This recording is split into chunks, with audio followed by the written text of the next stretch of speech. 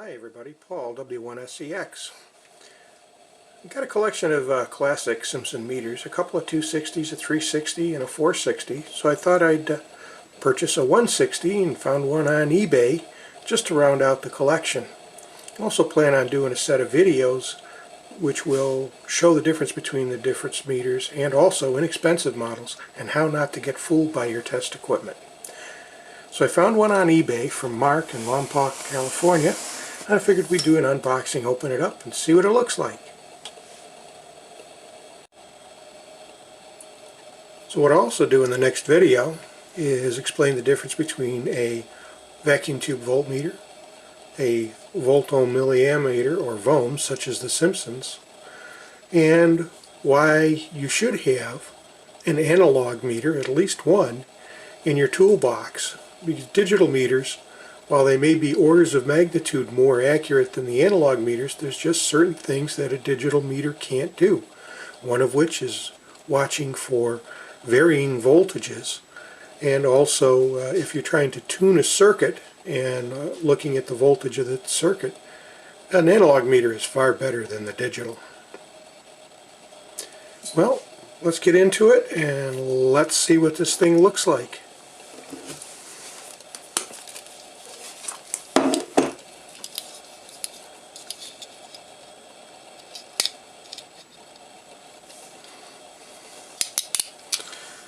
Safety first, as they say. And thanks, Mark, for sending along the meter. I've been looking for one of these for quite a while. Let's take a look.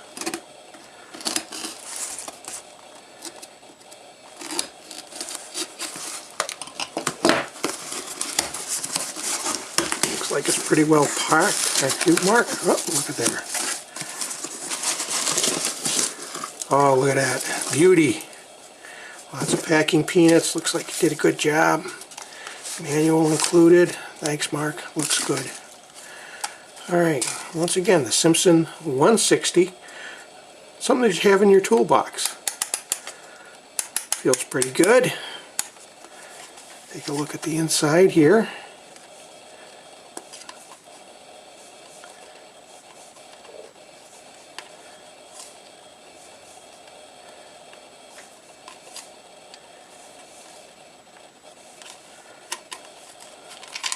Whoa!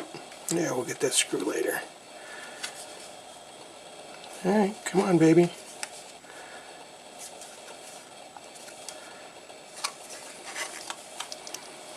Well, let's see. Yeah, it's going to give me a little bit of a hard time here.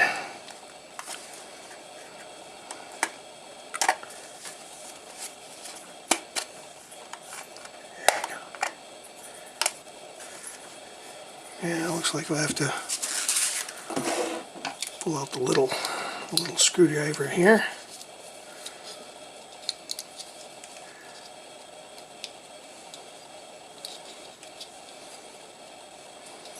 And trusty Leatherman kick. Safety first.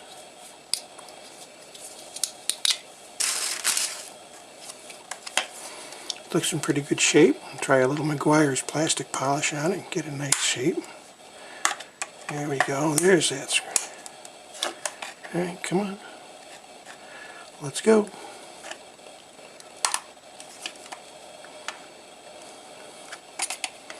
Oh, come on. Ooh. Tight fit. What gives? I asked Mark to put some extra pictures of this online from his original posting, just to be sure that we didn't have any batteries corroded or anything. It's going to take a little more investigation, I'm afraid, to get this thing opened up. Come on. There we go. Just a little bit. Alright. Looking pretty good. Oh yeah. Nice little meter. Mark was kind enough to pull it off.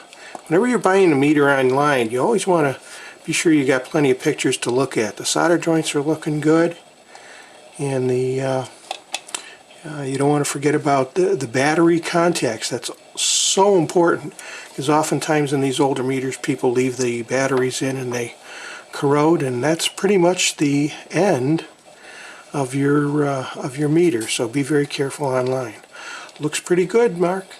Thanks a bunch, and we'll continue on with a series of videos to be sure that we have a nice tutorial on analog versus digital, both for operation and, of course, why you want one over the other, and things like input impedance and ohms per volt, and why that's so important.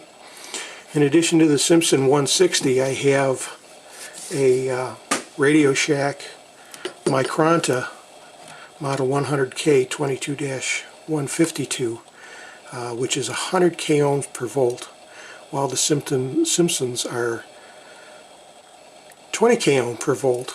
And I also have an old ICO 536A, which is 1000 ohms per volt.